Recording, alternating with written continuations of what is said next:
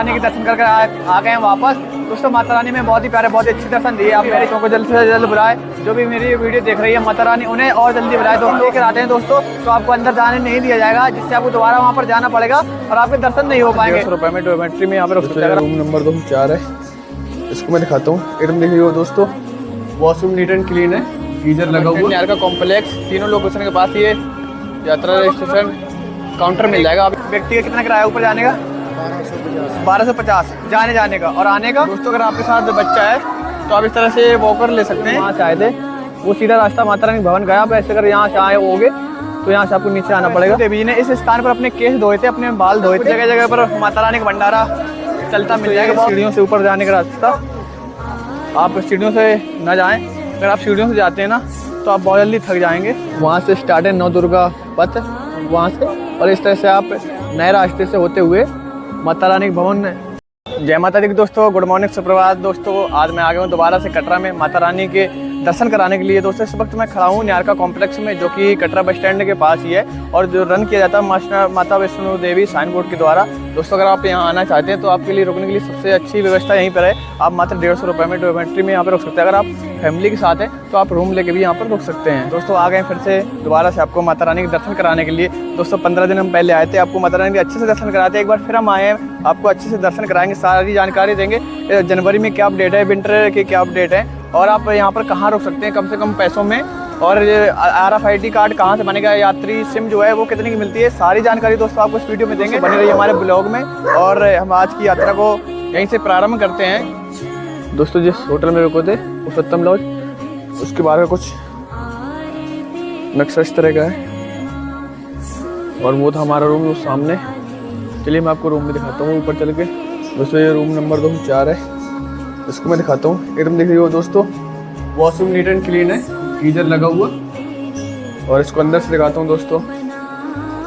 बहुत ही प्यारा रूम है दोस्तों। ये बालकनी है, LED लगी हुई, आप आराम से यहाँ पर रुक सकते हैं। ये हमारे बच्चन भाई है, ये हमारे इस होटल में मिल जाएंगे। भैया अपने होटल का नाम क्या है? पुरुषोत्तम। अगर कोई हमारी वीडियो के शुरू आता है तो आप थोड़ा बहुत डिस्काउंट करोगे नहीं करोगे? मैं बच्चन भाई का नाम और नंबर दोनों डिस्क्रिप्शन में डाल दूंगा। इनसे ये वीडियो दिखाना कि भैया आपने बोला था और इनसे डिस्काउंट जरूर लेना। थैंक यू भाई। दोस्तों ये फवारा चौक का नज़ारा है। अगर आप कटरा रेलवे स्टेशन से यहाँ पर आते हैं ऑटो के थ्रू तो आपको यहाँ उतार देंगे और यहाँ से आपकी यात्रा प्रारंभ हो जाएगी। दोस्तों आपको फवारा चौक और कटरा बस स्टैंड न्यारका कॉम्प्लेक्स, तीनों लोकेशन के पास ये यात्रा रजिस्ट्रेशन काउंटर मिल जाएगा। आप यहाँ से अपना कार्ड बनवा लीजिए, RFID कार्ड, जिससे आपको यात्रा करने में कोई भी दिक्कत ना हो। अगर आप कार्ड नहीं बनवाते तो आपको यात्रा करने नहीं दिया जाएगा। दोस्तों फवारा चौक के पास ही ये रास्ता गई है जो आपको दर्शनीय दरवाज़ा तक लेके जाएगी, जो कि जहाँ से यात्रा स्टार्ट होती है आपकी। दोस्तों हमने अपना RFID कार्ड बनवा लिया है, कुछ इस तरह का होता है। दोस्तों आपको RFID card Katra railway station, Katra bus stand, दर्शनीय दरवाज़ा, 3-4 जगह से आपको दोस्तों ये RFID प्राप्त हो जाएगा। तो आप सबसे पहले आएँ तो अपना RFID कार्ड बनवा लें, जिससे आपको यात्रा करने में कोई भी परेशानी ना हो। दोस्तों हम आ गए हैं दर्शनीय दरवाज़ा, यहाँ से आपकी दोस्तों यात्रा शुरू होती है और यहाँ पे आपका RFID कार्ड चेक होगा, आपका जो सामान है बैग वगैरह वो सारी चीज़ चेक होगी। उसके बाद आपको आगे जाने दिया जाएगा। दोस्तों दर्शनीय दरवाज़ा के पास जैसे आप आओगे ये फ्रिस्किंग पॉइंट मिल जाएगा। यहाँ पर आपका सामान चेक होता है, बैग वगैरह जो सारी चीज़ें हैं वो चेक होंगी और उसके बाद ये आपकी आगे की यात्रा प्रारंभ होगी। जयकारा शेरा वाली का बोल सच्चे दरबार की जय। दोस्तों जैसे आप दर्शनीय दरवाज़ा क्रॉस करके आओगे, आपसे मुश्किल से 5 मिनट चलोगे, आपको ये गुलशन कुमार जी का लंगर मिल जाएगा। आप यहाँ नीचे होके लंगर खा सकते हैं। दोस्तों हम लंगर तो नहीं खाएंगे, चलते हैं मांगे, ये उसी की ठीक बगल से आगे जाने के लिए रास्ता है। अगर एक व्यक्ति का कितना किराया ऊपर जाने का? 1250 जाने का और आने का आने का सेम। दोस्तों अगर आप इस तरह अगर घोड़े से जाना चाहते हैं ऊपर माता रानी भवन तक तो 1250 रुपये किराया है जाने का। अगर आप आते हैं तो सेम किराया आने का भी है। थैंक यू भैया। इस तरह से दोस्तों आपको घोड़े मिल जाएंगे। मैंने इनका प्राइस आपको बता ही दिया है, आप आराम से बात करके आप घोड़े के थ्रू भी ऊपर जा सकते हैं। दोस्तों कुछ इस तरह का सफ़र रहेगा आपको घोड़े का, अगर आप आते हैं घोड़े से। दोस्तों अगर आपके साथ बच्चा है तो आप इस तरह से वॉकर ले सकते हैं, बच्चे के लिए है ये। इसका चार्ज दोस्तों 500 रुपये करीब है। जय माता की। दोस्तों आपको इस तरह से पालकी की व्यवस्था मिल जाएगी। अगर आपके पैरों में दर्द है, आप चलने में असमर्थ हैं, तो आप इस तरह से पालकी में भी बैठ के जा सकते हैं। दोस्तों इस तरह से बहुत सारी आपको शॉप मिल जाएंगी जहाँ माता रानी के चित्र को दर्शाया गया है। आप यहाँ पर फ़ोटो वगैरह क्लिक करा सकते हैं। बहुत सारी दोस्तों दुकानें पूरे आपको रास्ते में मिलेंगी इस तरह की। और ये रही दोस्तों डंडे हैं, आप ये डंडे ले लें तो थोड़ा चलने में थोड़ा आसानी होगी। आप पैदल यात्रा करते हैं तो ज़्यादा थकावट महसूस नहीं होगी। दोस्तों जैसे हम दर्शनीय दरवाजा से मुश्किल से 10 से 15 मिनट चल के आए, हमारा यात्रा का पहला पड़ाव आ चुका है बाणगंगा। ये दोस्तों माता रानी के भवन जाने का रास्ता है और यहीं से जैसे तुलसी भोजनालय लिखा है इसी के बगल से रास्ता गई है ये बाणगंगा नीचे जाने के लिए। जयकारा शेरा वाली का, बोल सच्चे दरबार की जय। दोस्तों ये है बाणगंगा। हम लोग दोस्तों होटल से नहा कर आ चुके हैं, तो हम दोस्तों यहाँ पर स्नान नहीं करेंगे, पर अपने ऊपर थोड़ा सा माता रानी का पवित्र जल थोड़ा डाल लेंगे। इस तरह से आप दोस्तों अपने ऊपर थोड़ा सा जल अपने ऊपर जरूर कर लिया। पर अगर बाहर से नहा कर आएँ, अगर नहीं नहा कर आएँ तो आप यहाँ पर भी स्नान कर सकते हैं। दोस्तों अभी हम वहाँ से आए थे, वो सीधा रास्ता माता रानी भवन गया। आप ऐसे अगर यहाँ से आए होगे तो यहाँ से आपको नीचे आना पड़ेगा। और ये है माँ बाणगंगा। दोस्तों जब माता वैष्णो देवी हनुमान जी के साथ पर्वत की ओर प्रस्थान कर रही थी, तब रास्ते में चलते चलते हनुमान जी की प्यास लगती है और वो माता से कहते हैं माता मुझे प्यास लगी है। वैष्णो देवी इस गंगा जी का यहाँ पर निर्माण करती है अपने बाण से, और गंगा जी का निर्माण करती है, जिससे इस जगह का नाम बाणगंगा पड़ा। दोस्तों एक मान्यता और है कि माता वैष्णो देवी जी ने इस स्थान पर अपने केश धोए थे, अपने बाल धोए थे, जिससे इस स्थान का नाम बाणगंगा पड़ा। दोस्तों इस तरह से जगह जगह पर आपको खाने पीने की दुकान मिल जाएंगी। तो पूरे रास्ते में, पूरे सफ़र में आपको खाने पीने से रिलेटेड कोई भी दिक्कत नहीं होने वाली है। पूरा एक मार्केट की तरह है, जगह जगह पर शॉप है। दोस्तों अगर बात करो यहाँ पर ठंड नॉर्मल है। आप अगर सोचो कि बहुत ज़्यादा ठंड है तो ठंड बहुत ज़्यादा नहीं है। हाँ एक जैकेट जरूर लाइए, जो सुबह शाम की ठंड है वो दोस्तों आपको यहाँ पर मिलेगी। पर बर्फ़बारी है ऐसा कुछ अभी फ़िलहाल नहीं है मौसम। हाँ 15 जनवरी की बात हो सकता है यहाँ पर बर्फ़बारी हो, पर अभी फ़िलहाल में कुछ ऐसा नहीं है। दोस्तों इस तरह से आपको जगह जगह पर माता रानी का भंडारा चलता मिल जाएगा। बहुत से लोग हैं जो कराते हैं, तो आप यहाँ पर रुक कर माता रानी के प्रसाद भंडारा ग्रहण कर सकते हैं। ये दोस्तों भंडारा हलवे के रूप में यहाँ माता रानी का प्रसाद मिल रहा है। जयकारा शेरा वाली का, बोल सच्चे दरबार की। तूने मुझे बुलाया शेरा वाली, मैं आया जोता वाली। दोस्तों पर रास्ते में आपको इस तरह से बाल कटने की दुकानें मिल जाएंगी। मतलब एक पूरा मार्केट है। आपको यहाँ पर किसी भी चीज़ की कोई दिक्कत नहीं है, आप शूज़ वगैरह भी ले सकते हैं। दोस्तों नज़ारा देखिए माता रानी के भवन का, कितना प्यारा कितना सुंदर नज़ारा है दोस्तों इस तरह से आपको वॉकर की गाड़ियाँ मिल जाएंगी यहाँ पर खड़ी हुई। और अगर आपके साथ कोई बच्चे हैं तो आप उनको बैठा कर इसमें ले जा सकते हैं। दोस्तों बाणगंगा से चलने के बाद 15-20 मिनट के बाद एक पॉइंट आया है बाथिंग घाट, जो कि श्री माता वैष्णो देवी साइन बोर्ड के द्वारा रन किया जाता है। आप लोग यहाँ पर भी आकर स्नान कर सकते हैं। इसके दोस्तों नीचे का नज़ारा मैं आपको दिखाता हूँ किस प्रकार का है। दोस्तों ये बाथिंग घाट है, बाणगंगा का पानी है ये। आप यहाँ पर स्नान करके आगे की यात्रा प्रारंभ कर सकते हैं। ज़्यादातर लोग यहीं पर दोस्तों स्नान करते हैं। आप देख सकते हैं काफ़ी सारे लोग यहाँ पर स्नान कर रहे हैं। तो हमें बाथिंग पॉइंट पर भैया मिल गए थे, इन्होंने हमें रोका और उन्होंने कहा मेरे पास से ये गर्भजून गुफा की जो ये टिकट है 10 लोगों की है, अगर हम वहाँ पे जाते टिकट लेते तो हमें बहुत टाइम लगता, हो सकता है हमें दर्शन भी ना हो पाते वहाँ के। पर भैया का बहुत बहुत धन्यवाद, भैया ने हमें ये टिकट दी है और हम आराम से अब गर्भजून गुफा के दर्शन कर पाएंगे। थैंक यू भैया, जय माता की। दोस्तों ये मंदिर है इच्छापूर्ण मंदिर। यहाँ पर बैठे हमारे भोले बाबा, माँ पार्वती जी, माँ सरस्वती जी, और ये इसके मंदिर के अंदर जाने का रास्ता। ये है माँ इच्छापूर्ण। दोस्तों इस तरह से आपको यहाँ पर ऐसे छोटे छोटे क्लॉक रूम मिल जाएंगे। यहाँ पर आप अपना सामान बैग वगैरह मात्र 50 रुपये में 24 घंटे के लिए जमा करा सकते हैं। बैग यहीं जमा करा दें जिससे आपको ऊपर चढ़ने में ज़्यादा दिक्कत ना हो, परेशानी ना हो। दोस्तों माता रानी के दरबार में जाने की आप खुशी हमारे चेहरे पर देख सकते हैं। माता रानी हमें 20 दिन के अंदर 2 बार बुलाया दोस्तों। इससे पहले मैं 20 दिन पहले आया था और आप सभी को दर्शन कराए थे। फिर एक बार माता रानी ने हमें ये सौभाग्य प्राप्त कराया कि आपको मैं दोबारा से दर्शन करा सकता हूँ बहुत अच्छे से। तो दोस्तों बने रहिए हमारे इस वीडियो में। अगर वीडियो दोस्तों आपको अच्छी लग रही है तो वीडियो को लाइक कर दें, एक कमेंट कर दें। दोस्तों हम आगे यात्रा के दूसरे पड़ाव चरणपाद का मंदिर। ये दोस्तों चरणपाद का मंदिर, आप यहाँ पर दर्शन करिए। दोस्तों इस वक्त खड़े हम चरणपाद का मंदिर में। ये अब हमारी यात्रा का दूसरा पड़ाव है। दोस्तों इस स्थान की ऐसी मान्यता है, जब माता वैष्णो देवी भैरव बाबा से बचने के लिए पर्वत की ओर प्रस्थान कर रही थी, तब उन्होंने यहाँ पर रुककर देखा था कि भैरव बाबा उनके पीछे आ रहे कि नहीं आए, जिससे यहाँ पर रुकने से माता रानी के यहाँ पर चरणों के निशान बन गए थे, जिससे इस स्थान का नाम चरणपाद का पड़ा। अगर आपके साथ बच्चा है तो आप इस तरह से वॉकर में बैठा कर उसे माता रानी के भवन तक ले जा सकते हैं दर्शन कराने के लिए। और इसका जो प्राइस है दोस्तों 500 रुपये है। आप कहीं से भी 500 रुपये में इस तरह की ट्रॉली या वॉकर बोलते से ले जा सकते हैं। दोस्तों पूरे रास्ते पर आपको इस तरह से पूरा एक मार्केट मिल जाएगा। हर तरह की दोस्तों यहाँ पर आपको शॉप मिलेगी। और मसाज तो आपको मैंने बताया इस तरह से हर जगह मिल जाएंगी। अगर आप थक जाते हैं तो आराम से बैठ कर यहाँ पर मसाज करा सकते हैं, मात्र वो भी 20 रुपये में। दोस्तों ये सीढ़ियों से ऊपर जाने का रास्ता, आप सीढ़ियों से ना जाएं। अगर आप सीढ़ियों से जाते हैं ना तो आप बहुत जल्दी थक जाएंगे। आप इस रास्ते से माता रानी के भवन की ओर प्रस्थान करें, जिससे आपको थकावट ही कम महसूस होगी और आपकी यात्रा आराम से पूर्ण हो जाएगी।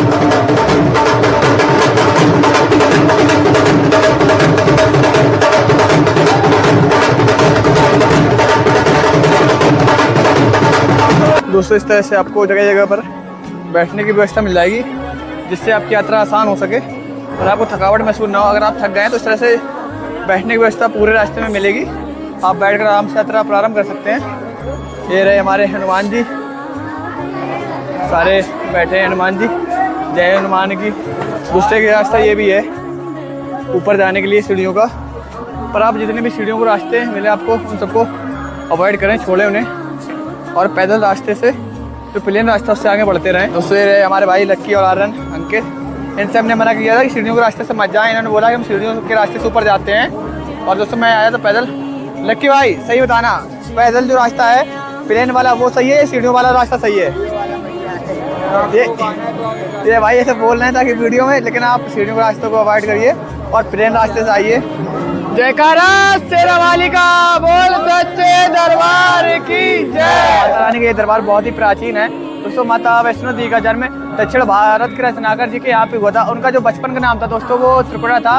उनका जन्म वैष्णव पंथ में होने की वजह से वो दोस्तों वैष्णवी कहलाए। तो माता वैष्णो जी ने अपने पिता रत्नाकर जी से 9 वर्ष की आयु में ये जिज्ञासा जताई कि उन्हें समुद्र तट पर तपस्या करनी है, जिनकी जिद पर आकर रत्नाकर जी ने उन्हें तपस्या करने की अनुमति दे दी और वो समुद्र तट पर तपस्या करने चली जाती हैं। दोस्तों ये बात त्रेता युग की है, जब श्री राम जी माता सीता जी को ढूंढते ढूंढते समुद्र तट पर पहुंचते हैं। वैष्णो जी की तपस्या करते हुए देखकर श्री राम जी उनके पास आते हैं। श्री राम जी को देखकर माता वैष्णवी उन पर मोहित हो जाती हैं और उन्हें अपने पति के रूप में स्वीकार करने के लिए बात कहती है, जिस पर प्रभु श्री राम जी कहते हैं कि मैं पतिव्रता हूँ और मैं माता सीता की तलाश में यहाँ पर आया हूँ। प्रभु श्री राम जी कहते हैं कि मैं जब माता सीता को लेकर वापस आऊँगा, अगर आपने मुझे पहचान लिया तो मैं आपको अपनी पत्नी के रूप में स्वीकार कर लूँगा। दोस्तों जब प्रभु श्री राम माता सीता जी को लेकर वापस आते हैं समुद्र तट से, तो माता वैष्णो उनका वहाँ पर इंतजार कर रही होती है, जिसको देखकर प्रभु श्री राम माया रूप रख लेते हैं, जिसकी वजह से माता वैष्णो देवी उन्हें पहचान नहीं पाती हैं। तब प्रभु श्री राम उनके पास आकर बोलते हैं कि आपने मुझे पहचान नहीं पाया तो इस युग में मैं आपको पत्नी के रूप में स्वीकार नहीं कर सकता हूँ, लेकिन आप अभी त्रिकुटा पर्वत पर जाकर तपस्या कीजिए, मैं आपको कलियुग में कलकली देव के रूप में आपको वहाँ पर मिलूँगा। दोस्तों इस तरह से आपको जगह जगह पानी पीने के लिए मिल जाएगा, तो आप यहाँ रुककर पानी पीजिए। दोस्तों हमारे आर्यन भाई भैया की मदद कर रहे हैं, सो रहा है। हाय। और ये दोस्तों इंद्रप्रस्थ भोजनालय जो कि रन किया जाता है माता वैष्णो साइन बोर्ड के द्वारा।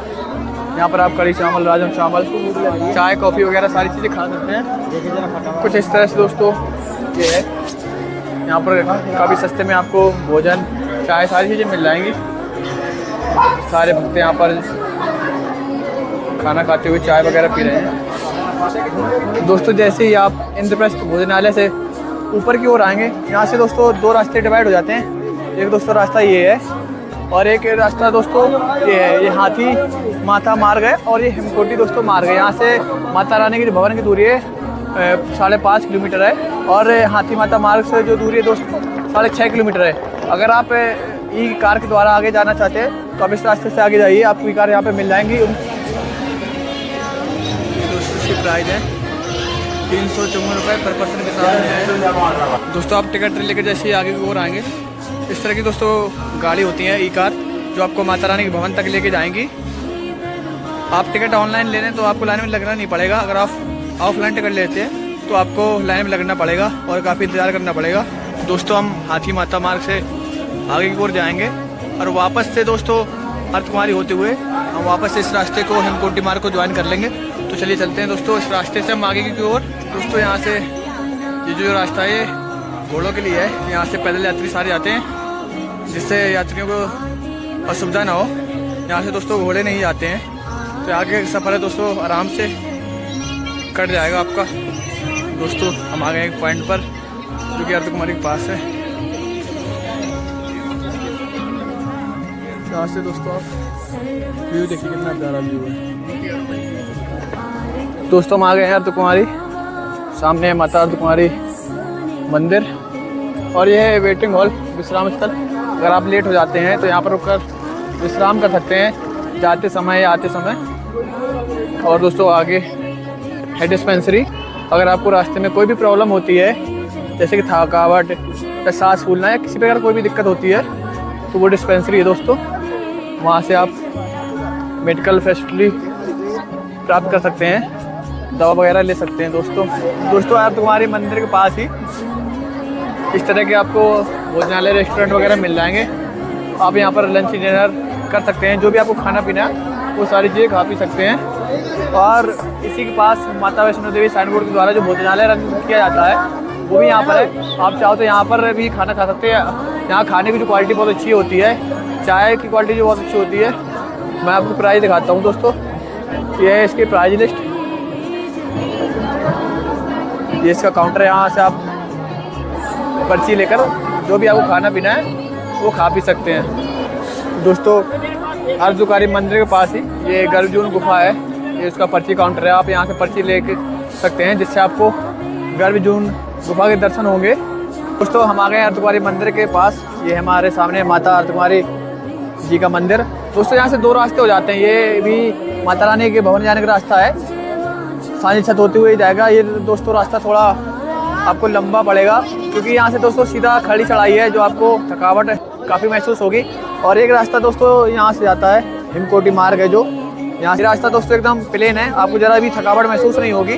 आप आराम से माता रानी के भवन तक पहुँच सकते हैं। यह है दोस्तों अर्धकुमारी माता का मंदिर। और आप दोस्तों भीड़ देखिए कितनी ज़्यादा भीड़ है भक्तों की यहाँ पर। ये दोस्तों अर्धकुमारी का नज़ारा है।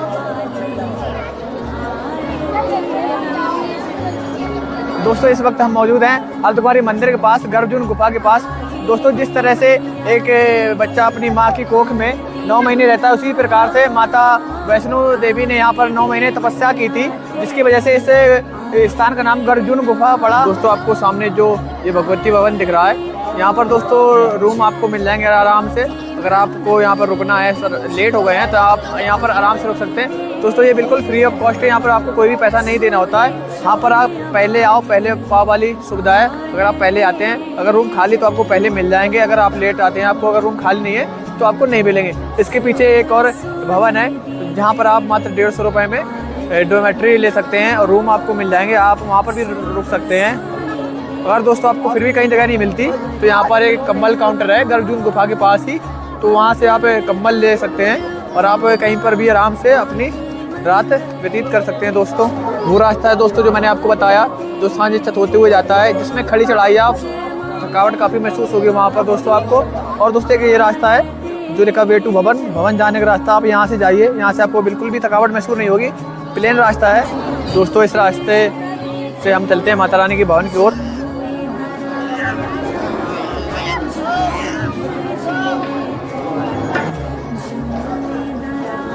यहाँ पर दोस्तों आप देख सकते हैं सारे लोग इंतज़ार कर रहे हैं अपने नंबर का, इस दोस्तों प्रतीक्षा कर रहे हैं गर्भजून में गुफा के दर्शन करने के लिए, क्योंकि दोस्तों वेटिंग बहुत ज़्यादा रहती है, लोग बहुत ज़्यादा रहते हैं, इसलिए सभी लोग यहाँ पर बैठकर इंतज़ार कर रहे हैं। जैसे इनका नंबर आएगा तो ये सारे लोग गर्भजून गुफा के दर्शन करेंगे। इस तरह की कार होती हैं इलेक्ट्रिक, जिनसे बैठकर आप माता रानी के भवन तक पहुँच सकते हैं मात्र 354 रुपये में।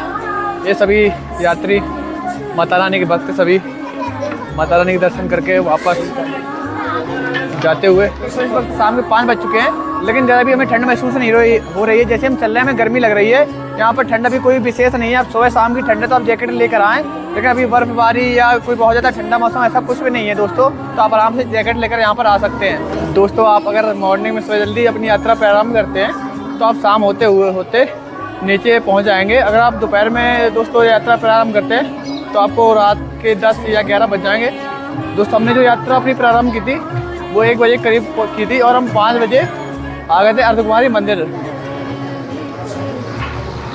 जोर से बोलो जय माता की, जय माता की, जय माता की। दोस्तों शाम के 6 बज चुके हैं और यहाँ से माता रानी की जो भवन की दूरी है वो बस 2 किलोमीटर की और बची है, तो जल्दी से आपको माता रानी के दर्शन कराते हैं। और जो दोस्तों नाइट का रात का नज़ारा होता है बहुत ही भव्य और बहुत ही सुंदर होता है, तो जल्दी से हम आपको माता रानी के दर्शन कराते हैं। तब तक दोस्तों आप कमेंट में जय माता दी जरूर लिख दीजिए।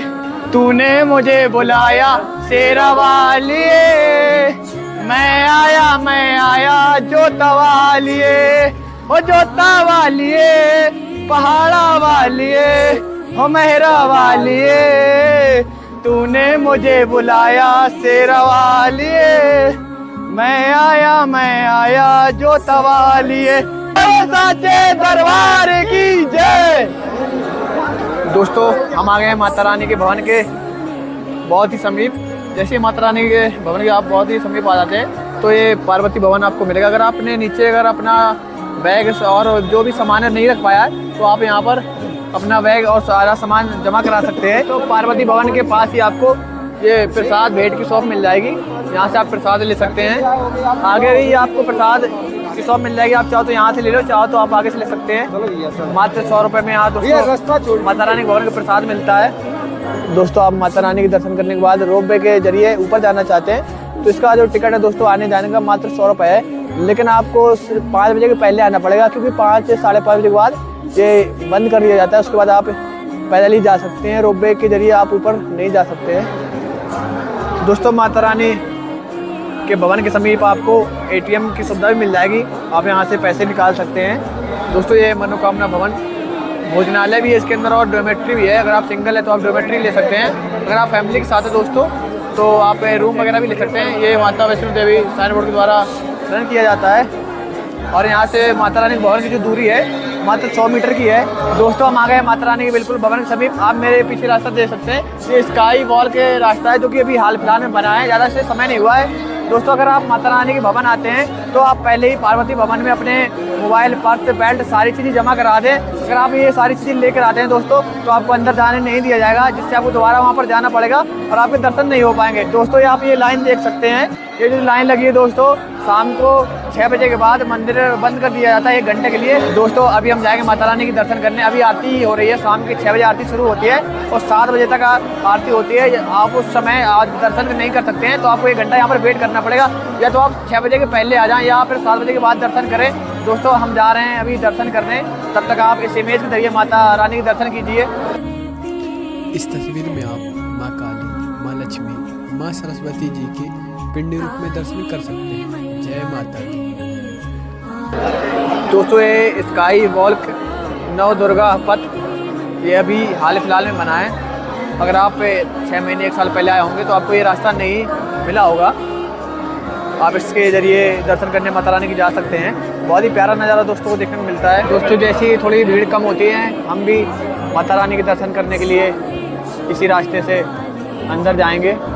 दोस्तों वहाँ से स्टार्ट है नव दुर्गा पथ वहाँ से, और इस तरह से आप नए रास्ते से होते हुए माता रानी भवन जाएंगे। यहाँ से 50-100 मीटर और आगे है माता रानी भवन। ये दोस्तों नया रास्ता बना है, नया मार्ग है ये नव दुर्गा पथ स्काई वॉक। अगर आप वहाँ से नहीं जाना चाहते तो नीचे नीचे अगर आप आओगे इधर से तो आगे 5 नंबर गेट है, वो रहा एंट्री गेट। आगे जैसे थोड़ा आप जाओगे वहाँ से भी आप एंट्री कर सकते हो, वहाँ से आपको दर्शन जल्दी हो जाएंगे। दोस्तों हम माता रानी के दर्शन करके आ गए हैं वापस। दोस्तों माता रानी में बहुत ही प्यारे बहुत ही अच्छे दर्शन दिए। आप मेरे चेहरे की खुशी से देख सकते हैं। दोस्तों मैंने आप सबकी भी अर्जी लगा दी है, माता रानी आप सबको जल्द से जल्द बुलाए, माता रानी अपने सभी भक्तों को जल्द से जल्द बुलाए। जो भी मेरी वीडियो देख रही है, माता रानी उन्हें और जल्दी बुलाए दोस्तों अपने दरबार में दर्शन करने के लिए। दोस्तों आप सब अगर प्लान कर रहे हैं 20 जनवरी माता रानी के दर्शन करने के लिए, तो दोस्तों आपकी वीडियो बहुत ज़्यादा मदद करेगी। तो दोस्तों एक बार आप कमेंट बॉक्स में जय माता दी जरूर लिख दें। दोस्तों ये पास गाँव में श्रीधर नाम के ब्राह्मण जी रहते थे, उनके यहाँ पर माँ वैष्णवी कन्या रूप में गई और उनसे भंडारा करवाने के लिए कहा। तो इस बात पर श्रीधर जी ने उनसे कहा कि माता यहाँ पर मेरे पास अभी मतलब खाने के लिए कमी है और जगह भी छोटी है, इसमें भंडारा कैसे हो सकता है। तो माता वैष्णवी ने कहा आप भंडारे का आयोजन करवाइए और पूरे गांव को बुलाइए, ना तो जगह की कमी पड़ेगी और ना तो खाने की कमी पड़ेगी। श्रीधर जी ने पूरे गांव को आमंत्रण दिया और गांव में भंडारा कराया। दोस्तों जैसे ही लोग बढ़ रहे थे उसी प्रकार से वो जगह भी दोस्तों बढ़ती जा रही थी और भोजन भी बढ़ता जा रहा था। ना तो दोस्तों भोजन की कमी हुई, ना तो दोस्तों जगह की कमी पड़ी। और उसी भंडारे में गांव में रहने वाला एक तांत्रिक था जिसका नाम था भैरवनाथ, वो भी उस आयोजन में आया, वो भी उस भंडारे में आया। वो माता को पहचान गया था, उसने माता का हाथ पकड़ने की कोशिश करी, जिससे रुष्ट होकर माता त्रिकुटा पर्वत की ओर प्रस्थान कर गई। माता जी को भैरवनाथ जी ने पहचान लिया था और उनको पकड़ने की कोशिश करी जैसी भैरवनाथ जी ने, तो माता वैष्णो त्रिकुटा पर्वत की ओर प्रस्थान करने लगी और भैरवनाथ जी भी उनके पीछे पीछे त्रिकुटा पर्वत की ओर प्रस्थान करने लगा। दोस्तों राम जी ने हनुमान जी को माता वैष्णवी की रक्षा करने के लिए उनके साथ भेजा था। जब वो उन्हें समुद्र तट पर मिले थे तो माता वैष्णवी जी के साथ में हनुमान जी भी थे। माता वैष्णवी जब इस गुफा के पास पहुंची तो उन्होंने हनुमान जी से कहा आप बाहर प्रतीक्षा कीजिए, मैं अंदर गुफा में तपस्या कर रही हूँ, आप और भैरवनाथ जी को यहीं पर रोक के रखिए। जब दोस्तों 9 महीने तपस्या करने के बाद माता रानी बाहर आती है तो देखती हैं कि भैरवनाथ जी और हनुमान जी के बीच में भीषण युद्ध चल रहा होता है। माता रानी जैसे ही बाहर आती हैं, भैरवनाथ जी उन्हें देखकर उनका हाथ पकड़ने की कोशिश करते हैं, जिससे रुष्ट होकर माता रानी अपने त्रिशूल से भैरवनाथ जी का सर धड़ से अलग कर देती हैं। दोस्तों ऐसी मान्यता है कि जहाँ पर माता रानी एक पिंडी रूप में विराजमान है, वहीं पास में भैरवनाथ जी का धड़ मौजूद है और जो उनका सिर था वो ऊँचे पर्वत पर जाकर गिरा था, जहाँ उनका मंदिर है दोस्तों बना हुआ है। दोस्तों भैरवनाथ जी के सर धड़ से अलग होने के बाद भैरवनाथ जी माता वैष्णवी जी क्षमा याचना करते हैं और उनसे कहते हैं माता रानी आप तो सब जानती है, आप जगत जननी है और मैंने ये सब अपनी मोक्ष प्राप्ति के लिए किया था। दोस्तों माता वैष्णवी पहले से जानती थी कि भैरवनाथ जी ये सब अपनी मोक्ष प्राप्ति के लिए कर रहे हैं। तो दोस्तों क्षमा याचना करने के बाद भैरवनाथ जी कहते हैं माँ अगर आपने मुझे ऐसे ही छोड़ दिया तो ये दुनिया ये संसार मुझे एक तांत्रिक के रूप में, एक पापी के रूप में पहचानेगा। माता रानी आप मुझ पर कृपा करो, कुछ ऐसा करो जिससे ये लोग मुझे गलत नज़रों से न देखें, गलत न समझे। दोस्तों माता रानी सब जानती थी, इसलिए उन्होंने भैरवनाथ जी को माफ़ कर दिया और उन्हें वरदान दिया कि जो भी भक्त मेरे दर्शन करने के बाद वो आपके दर्शन करेगा तभी उसकी यात्रा पूर्ण मानी जाएगी, अन्यथा उसकी यात्रा पूर्ण नहीं मानी जाएगी। दोस्तों हमने माता वैष्णो जी के दर्शन कर लिए हैं, अब हम चलते हैं भैरव बाबा जी के दर्शन करने। यहाँ से दोस्तों भैरवनाथ मंदिर की दूरी लगभग 2 से 3 किलोमीटर की है, तो हम चलते हैं भैरवनाथ जी के दर्शन करने। आप सबको भी भैरव बाबा के दर्शन कराते हैं। जैसे आप दोस्तों इस रास्ते से माता रानी के दर्शन करके आएंगे, उसी के ठीक सामने ये है रास्ता भैरवनाथ जी मंदिर जाने का। चलते हैं हम भैरवनाथ जी मंदिर और आपको दर्शन कराते हैं। दोस्तों यहाँ से भैरव बाबा मंदिर की दूरी मात्र 2 किलोमीटर है। चलते हैं भैरव बाबा जी के दर्शन करते हैं और अपनी इस यात्रा को पूर्ण करते हैं। दोस्तों हमारे भैरव बाबा मंदिर के बहुत करीब यहाँ से दोस्तों प्रसाद और भेंट की दुकानें शुरू हो जाती हैं। ये सारी दुकानें भैरव बाबा मंदिर से 50 मीटर पहले ही हैं, तो आप यहाँ से प्रसाद वगैरह ले सकते हैं। दोस्तों ये भैरव बाबा लंगर, यहाँ से आप नीचे जाएंगे तो नीचे भैरव बाबा का लंगर चलता है। तो उसकी टाइमिंग लिखी है 7 AM से 3 PM, 4 PM से 12 PM। चलते हैं दोस्तों अंदर, प्रवेश द्वार है ये भैरव बाबा मंदिर का। दोस्तों ये भैरव बाबा मंदिर आपकी यात्रा जल्दी से पूर्ण कराते हैं। दोस्तों हम भैरव बाबा के दर्शन करके वापस आ चुके हैं। दोस्तों यहाँ से आपकी और मेरी यात्रा पूर्ण होती है। दोस्तों अगर आपको ये वीडियो आपको अच्छी लगी हो तो वीडियो को लाइक कर दें, अपने दोस्तों को शेयर कर दें और चैनल पर नया तो चैनल को सब्सक्राइब जरूर कर दें।